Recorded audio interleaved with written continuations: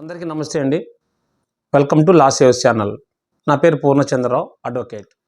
ఈ వీడియో కేవలం సామాన్యులకు అవగాహన కోసం మాత్రమే. మీ సమస్యలకు, లీగల్ సమస్యలకు ప్రొఫెషనల్స్ని సంప్రదించండి. ఇక ఈరోజు ముఖ్యమైన అంశం కోర్టు.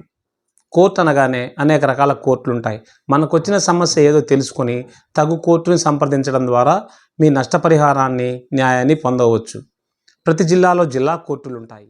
పై స్థాయికి వెళ్ళాలంటే ప్రతి రాష్ట్రంలో ఒక హైకోర్టు ఉంటుంది. భారతదేశంలో అత్యున్నత న్యాయస్థానం సుప్రీంకోర్టు. కాబట్టి అప్పీల్ విధానాన్ని కలిగి ఉన్నాయి. అప్పీల్స్ను స్వీకరిస్తాయి. అంటే డిస్టిక్ కోర్టులో ఉన్నటువంటి కేసు మీకు అనుగుణంగా తీర్పు రానప్పుడు, అనగా అన్యాయం జరిగిందని మీరు భావిస్తే హైకోర్టుకి వేసుకోవచ్చు. హైకోర్టులో అక్కడ వారు పరిశీలించి కింది కోర్టులో జరిగిన సమాచారాన్ని అంతా పరిశీలించి వారు తీర్పు చెప్పడం జరుగుతుంది.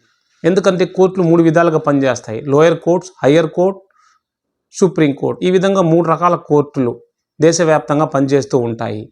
అందులో జడ్జెస్ ఉంటారు. వారు సివిల్ సైడ్ కేసులను తీసుకుంటారు, క్రిమినల్ సైడ్ కేసులను కూడా తీసుకుంటారు. ఒక్కోసారి జడ్జెస్ వర్క్ లోడ్ని బట్టి కూడా సివిల్ కేసులను, క్రిమినల్ కేసులు 2 కూడా చేస్తుంటారు.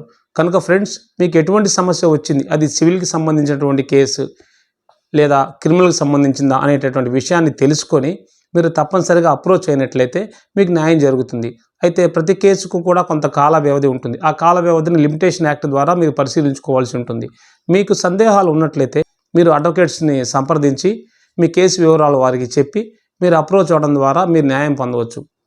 సివిల్ కేసులు, ప్రాపర్టీ కేసులు చాలా ఉంటాయి. క్రిమినల్ కేసుల్లో తప్పనిసరిగా పోలీసు వారి జోక్యం ఉంటుంది. సివిల్ కేసుల్లో పోలీసులకు ఎటువంటి జోక్యం ఉండదు. నేరుగా మీరు కోర్టుకు వెళ్ళేసి కేసు ఫైల్ చేసుకోవచ్చు, లేదా అడ్వకేట్ని కూడా సంప్రదించవచ్చు. ఈ వివరాలన్నీ కేవలం అవగాహన కోసం మాత్రమే.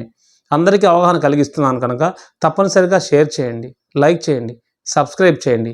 మా తదుపరి వీడియోలో ఏ కోర్టుల్లో ఎలా ప్రొసీజర్ ఉంటుంది, సెక్షన్స్ ఎలా అమలు చేస్తారు, ఫీజు ఎలా తీసుకుంటారు, ఎటువంటి విధానాలు ఉంటాయనేది తెలియజేస్తాను friends. See in the next video. Thank you for watching.